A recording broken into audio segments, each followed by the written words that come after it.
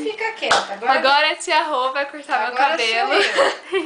Ela tá um pouco tensa, né, tia? Mas vai dar tudo certo. Eu acho que vai dar certo também. Vai, tia. Vai dar tudo certo, calma. Vai dar, vai, tia. Ó, Senta. pra você que a gente é amiga, isso eu que tô Por pedindo enquanto, pra ela. a Não gente é ela... ainda é amiga. Não, até mas eu agora, tô nesse certo. momento, a gente é muito amiga. Depois eu não sei Não, a gente vai continuar sendo amiga, tenho certeza. Então Confio tá em bom. você. Tá bom. Eu acho. Ó, o contrato registrado, fechado, registrado, hein? Ó, Como Foi você se vontade sente, dela, Lê? ela que ai, tô nervosa, né? Mas vai dar tudo certo.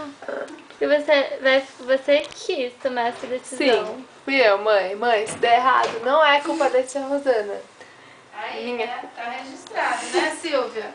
Você tá vendo, né, Silvia? Não é culpa minha, ela me Só pra tirou, lembrar que viu? faltam 11 dias. 11 dias para o príncipe chegar. Para, meu, tá falando demais. Ai, esse vídeo já não vai poder. Ah, ainda bem, não vai mesmo. Ô, cabeleireira, você tá Ai, enrolando. Calma, vamos começar. Não, meu cabelo vai ficar desse tamanho. Não pode, você não penteia ele? Deixa eu Não, só ver as como que pontas tá. aqui assim. Não, tia, cabeleireiro tem que fazer um estudo. Você vai- Jesus dá licença. abençoe. Você não vai cortar Amém. inteira, só a franja. Calma. Olha a franja. Eu vou precisar de um trequinho pra prender.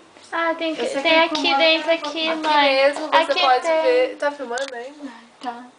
Então Então vamos fica assim. desligar. Ó, Então a não. gente... Peraí, pausa esse, pausa esse. Ó, ó. Não, vem daqui.